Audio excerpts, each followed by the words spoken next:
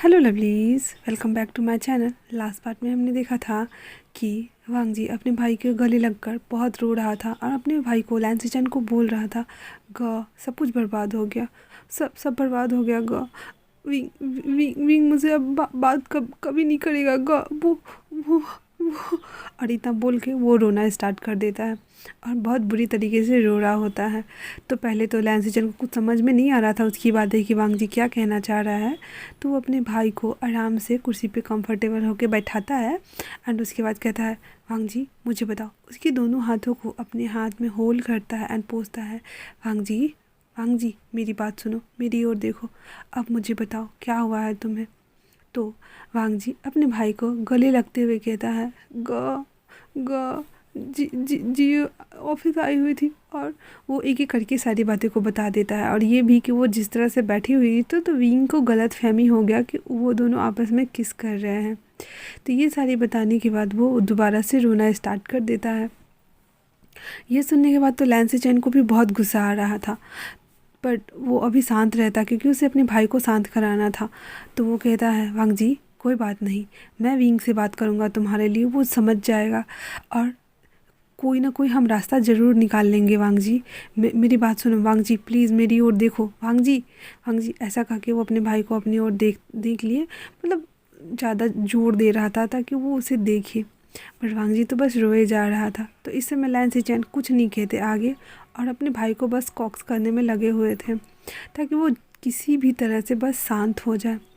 कुछ देर वैसे ही रोने के बाद जब वांग जी बहुत ज़्यादा एग्जॉस्ट हो जाता है तो फिर लैंसी चैन उसे उठा के लाते हैं, सोफ़ा पे बिठाते हैं एंड खुद भी बैठते हैं। फिर वांग जी को मतलब उस वो जो था वो बहुत सैड हो चुका था, तो वांग जी अपने भाई के गोद में सर रख के आंखें बंद करके सो जाता है वो। अब जब वांग जी सोया हुआ था तो उसे वैसे ही उसके केबिन में आराम से तकिए पे लिटा करके और उसके केबिन से बाहर रह जाता है और उसके सेक्रेटरी को सीई को बोल देता है कि किसी को भी अंदर मत जाने देना। और इतना बोलने के बाद वो अपने डैड के कैबिन में चला जाता है। और वहाँ जाने के बाद वो कहता है, डैड वांग जी की हालत बहुत ज़्यादा ख़राब है, वो ऐसे अगर स्ट्रेस लेगा तो हमारी कंपनी पे तो इफ़ेक्ट पड़ेगा ही पड़ेगा, साथ में उसकी फ़िज़िकल कंडीशन भी बहुत बिगड़ जाएगी। और वो उसके बाद जो भी हुआ और जो आई हुई थी, जो कुछ भी हुआ, वो सारी बातें वो अपने डैड को बता देता है। तो उसके डैड कहते हैं, हमें इससे तो निपटना ही होगा, अभी हमारा कॉन्ट्रैक्ट साइन किया हुआ है उसके साथ में, तो हम इसके खिलाफ़ कोई भी लीगल एक्शन लेंगे तो ये बहुत डेंजरस साबित हो जाएगा। एक सीट और इसका प्रीमियम चल जाए उसके बाद तो मैं इसे इसके औकात दिखाता हूँ। ऐसा कह के उसके डैड अपने हाथों को मसल रहे होते हैं। उसे भी बहुत गुस्सा आ रहा था कि उसकी बेटी की लाइफ इस लड़की ने बर्बाद कर दी। तभी लैन सिचन कहते हैं, डैड क्यों ना हम इसे इसी के जाल में फंसाएं ताकि इसे यकीन हो जाए कि वांग जी विंग से नहीं बल्कि इसी से शादी करेगा, तभी तो ये विंग के सामने में कन्फेस कर पाएगी ना। डैड हमें ऐसा सिचुएशन क्रिएट करना पड़ेगा ताकि वो विंग को बता सके कि ये सारी चीज़ें उसने खुद से करी है सिर्फ वांग जी के लिए, और तब जाके शायद विंग को समझ में आ जाए, क्योंकि विंग बात करने की हालत में नहीं है, वो किसी की बात सुनना नहीं चाहता। और इधर वांग जी उसकी हालत और ख़राब होती जा रही है और वो मैं अपने भाई को, अपने छोटे भाई को इस तरह से रोते हुए नहीं देख सकता। डैड प्लीज़ आप कुछ बताइए, कुछ कीजिए। तो इस पे उसके डैड कहते, मैं वांग जी को और तुम्हें किसी भी डेंजर में नहीं देख सकता। मेरी वाइफ जिसे मैं इतना ज़्यादा प्यार करता था, उसके जाने के बाद बस तुम दोनों हो मेरे पास और ये कंपनी, और मैं इस तीनों को तो आँच बिल्कुल भी नहीं आने दे सकता। हम कुछ सोचते हैं। लाइन सिचन इतना कह के वो अपने बेटे को हक कर लेता और कहता है, तुम्हें वांग जी के पास होना चाहिए अभी, क्योंकि उसे अभी किसी की सबसे ज़्यादा ज़रूरत है तो वो अभी तुम हो सिचन। और इतना बोलने के बाद वो सिचन को फ्री कर देते हैं ताकि वो वांग जी के पास जा सके। एंड सिचैन भी वापस से अपने भाई के पास आके बैठ फिर वापस से उसे अपने गोद में ले लेता है ताकि उसे वांग जी को लगे कि वो उसका गा उसे छोड़ के कहीं नहीं गया है, ताकि वो सुकून से सो सके।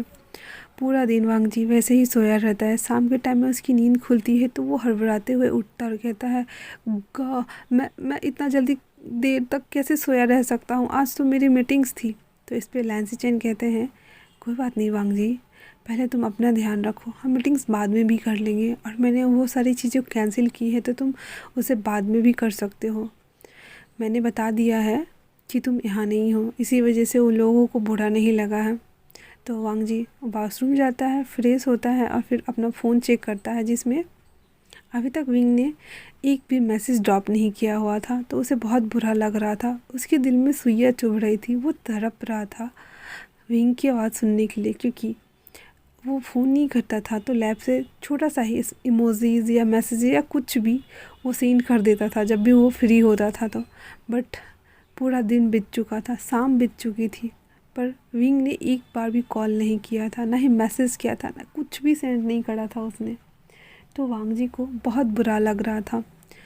लैंसी चैन वांग जी के लिए कॉफ़ी लेने के लिए चले जाते हैं नीचे। तभी वांग जी जब ऑफिस में अकेला था तो वो विंग के नंबर पे डायल करता है, बट विंग तो रो रो के उसका बुरा हाल हो चुका था। उसने अपने रूम की आधी से ज़्यादा चीज़ों को तो इधर उधर फेंक के तोड़ डाला था गुस्से के मारे, और बाहर से सब लोग ट्राई कर रहे थे डोर ओपन करने का, बट उसने लॉक कर रखा था तो कोई खोल भी नहीं पा रहे थे, और सभी लोग आवाज़ दे रहे थे कि रूम ओपन करो, हमें तुम्हें देखना है, बात करना है, पर वो किसी की बात नहीं सुन रहा था। बाहर सब परेशान थे, आचेंग भी, नालनी भी और निंचिंग भी, उसकी मॉम एंड डैड सब परेशान हो चुके थे। तो विंग था कि डोर ओपन करने का नाम नहीं ले रहा था। अब सबको बहुत चिंता हो रही थी, प्लस वो फ़ोन भी पिक नहीं कर रहा था, तो उधर वांग जी को भी चिंता हो रही थी। तब जियांगचंग को बहुत ज़्यादा गुस्सा आ रहा था, बहुत ज़्यादा।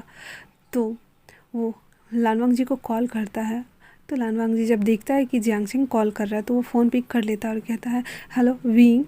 तो वो कहता है हाँ, तो तुम्हें अभी भी विंग से ही बात करनी है? हाँ, मेरी भाई की हालत इतनी ख़राब करने के बाद भी तुम्हें उससे बात करनी है? लानवांग जी तुम मेरी बात ध्यान से सुनो, अगर मेरे भाई को कुछ भी हुआ ना तो मैं तुम्हें जान से मार डालूँगा अपने दिन हाथों से। तो इस पे वांग जी कहता है विंग को क्या हुआ है, और तुम ऐसे साउंड क्यों कर रहे हो? तो इस पे जियांगचंग कहता है विंग को क्या हुआ है, उसने अपने आप को अंदर रूम में लॉक कर लिया है, वो किसी की बात नहीं सुन रहा है, ना ही डोर ओपन कर रहा है। इतना सुनते मात्र ही वांग जी फटाक से फ़ोन काट देता है एंड भागता हुआ कार पार्किंग में आता है और अपनी कार निकाल के विंग के घर के लिए निकल जाता है।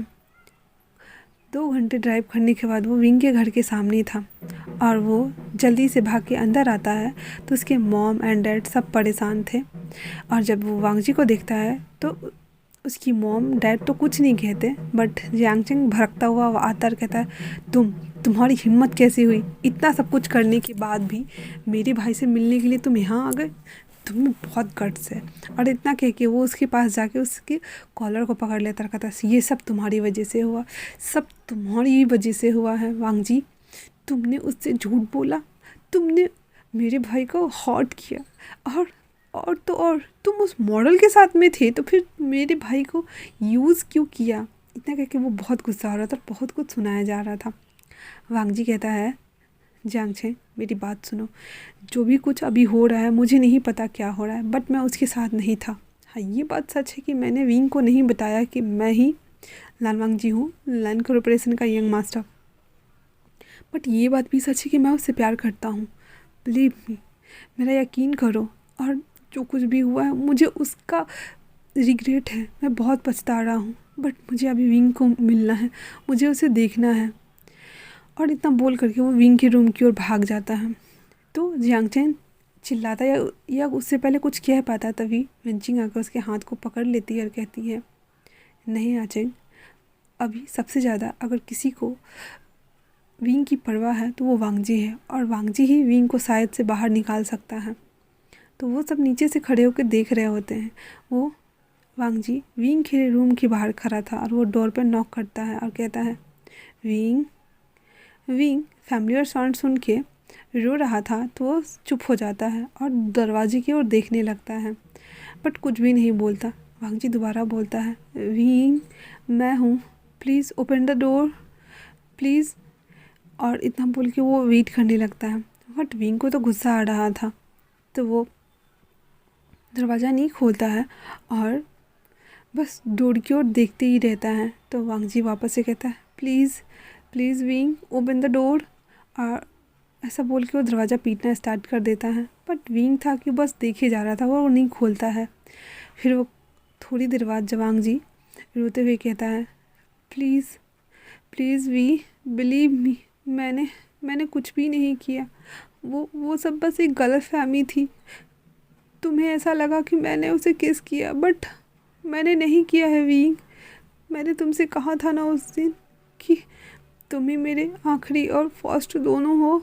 मैं तुम्हारे अलावा किसी किसी के बारे में नहीं सोच सकता wing. Please open the door, please. इतना बोल के वो सुबकने लगता है। विंग के कदम भी ना जाने क्यों उसकी रोने की आवाज़ सुन के अपने आप ही खड़े हो जाते हैं। उसके दिल में दर्द तो हो रहा था, बट फिर भी वो धीरे धीरे बेसुध होकर के डोर के पास आता है और डोर खोल देता है। जैसे ही डोर खोलता है, विंग पलट के वापस बेड की ओर जाने लगता है और वांग जी भी डोर ओपन करके जल्दी से अंदर जाता है। तो उसकी मॉम एंड आचिंग दोनों उस साइड जाने ही वाले होते हैं कि देखने के लिए, तभी वेंचिंग और यानली दोनों रोक देती है। और जियांग फेंगना भी बोलते हैं, अभी उन दोनों को साथ छोड़ दो थोड़ी देर के लिए, जब तक सब नॉर्मल ना हो जाए वो दोनों खुद ही नीचे आ जाएंगे। और अभी हम उन लोगों की प्राइवेसी को डिस्टर्ब नहीं करना चाहिए। ऐसा बोल करके वो यानली को कहती है कि मॉम को अपने कमरे में ले जाओ, और वेंजिंग को बोलती है कि तुम आचिंग को उसके कमरे में ले जाओ। और उसके डैड वो अपने ऑफिस में चले जाते हैं।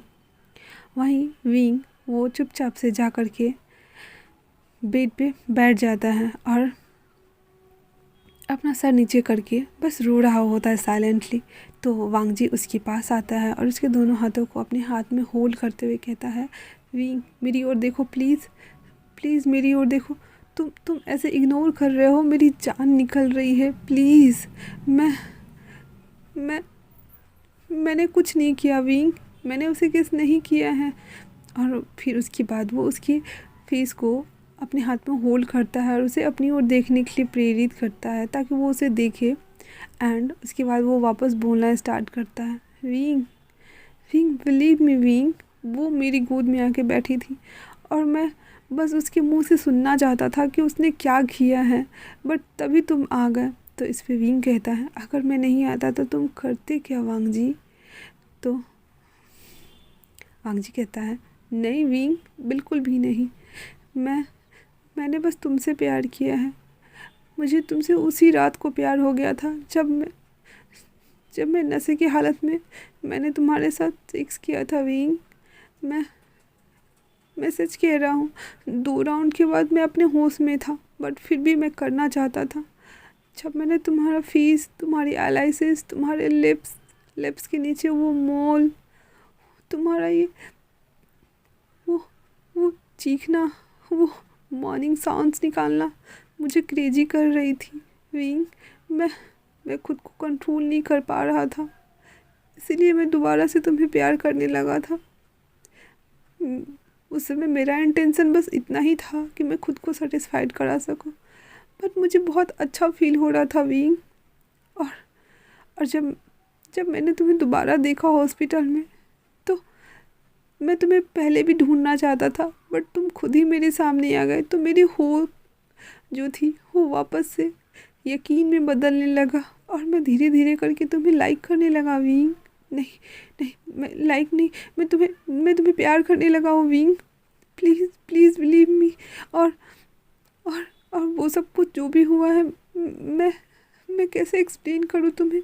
वो सब हो गया, मुझे नहीं पता कि मुझे कौन ड्रग दे रहा है। उस दिन भी वही ड्रग की वजह से ही हुआ था, और उस दिन भी तुम थी ना मेरे साथ विंग। तो फिर विंग कहता है, बट वो सारे पिक्चर्स। तो वांग जी कहता है, मैं नहीं जानता, मैं ये सब का पता लगा लूँगा, बट अभी तुम मेरे लिए ज़्यादा इम्पोर्टेंट हो।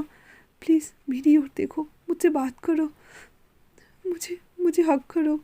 मैं मैं तड़प रहा हूँ तुम्हारे लिए, मुझसे ऐसे दूर मत रहो, मैं मर जाऊँगा विंग। देखो मुझे, I am obsessed to you, please please मुझे देखो। और इतना बोलने के साथ ही वांग जी विंग को अपनी ओर खींचता है और खींच करके बहुत टाइटली हग कर लेता है। वो इतना टाइटली हग किए हुए था कि उन दोनों के बीच में एयर भी नहीं जा सकती थी, और उसे वो ऐसे ही होल्ड करता है और जब तक उसे सुकून न मिल जाए तब तक उसे गले लगाए रखता है, क्योंकि इन दो दुनिया के अंतराल में ही उसकी जान हलक में आ गई थी। विंग का उससे बात न करना, उस पर गुस्सा करना और उससे इग्नोर करना वांगजी के लिए बहुत ही ज़्यादा दर्दनाक हो रहा था। वो इतने ही टाइम में समझ गया कि वो विंग के बिना एक सेकंड भी नहीं रह सकता, उसकी सांसें भी नहीं चल सकती है उसके बिना। वो कितना ज़्यादा मायने रखता है उसकी लाइफ में, वांगजी को अच्छे से पता चल गया था और उसे होल्ड किए रहता है। बट विंग थोड़ी देर वैसे ही रहने के बाद फिर से उसे अपने आप से दूर करता है एंड उठ के खड़ा होकर बाथरूम की ओर जाने लगता है। पर जब वांगजी देखता है कि वो बिना जवाब दिए ही जा रहा है तो वो वापस से कहता है विंग। तो विंग पलटता और कहता है मैं तुम पे बिलीव करता हूँ वांगजी, बट मैं तुम्हें माफ़ नहीं कर सकता। तुमने जो किया है उसके लिए मैं तुम्हें कभी माफ़ नहीं करूँगा। और इतना बोल करके वो वॉशरूम के अंदर चला जाता है। वांगजी ये बात सुनने के बाद तो उसे यकीन नहीं हो रहा था कि उसे उस पर ट्रस्ट है, बट वो उसे माफ़ नहीं करेगा। तो वो भी उसके पीछे पीछे बाथरूम चला जाता है। विंग जो कि अभी अपना फेस वॉश कर रहा था बिकॉज रोनी की वजह से उसकी आइज़ बैगी हो चुकी थी और अब उसकी पूरा फेस भी सूजा सूजा लग रहा था, तो वो अपने पूरे फेस पे पानी मार रहा होता ताकि वो थोड़ा सा फ्रेश दिखे, ऐसे भालू के जैसे नहीं। तो वो ऐसे कर ही रहा था, तभी डोर ओपन होती है और वो पलट के देखता है तो वांगजी उसके पीछे खड़ा था और वो पीछे से आकर के ही विंग को हक कर लेता है और अपनी गर्म सांसों को उसके नेक के आसपास एक्सेल करना स्टार्ट कर देता है। ये ऐसा होते ही तो विंग की बॉडी में वापस से सेंसेशन दौड़ गया था, क्योंकि वांगजी का एक टच विंग को मेल्ट करने के लिए काफ़ी होता था।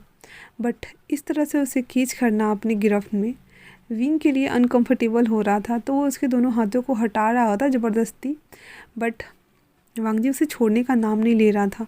फिर भी वो उसे ज़बरदस्ती हटाता है और वापस से वो बाहर जाने लगता है। तभी वांगजी उसे खींचते हुए डोर पे ले जाके पुश कर देता है और उसके दोनों हाथों को टाइटली ऊपर पिन अप कर देता है और उसके बाद कहता है तुम मुझसे बच के नहीं जा सकते विंग। मैंने कहा ना कि मैंने वो सब कुछ नहीं किया है और मैं वो सब कुछ ठीक कर दूँगा। तुम तुम मुझसे बात करो, मेरी ओर देखो, देखो मुझे, मेरी हालत देखो।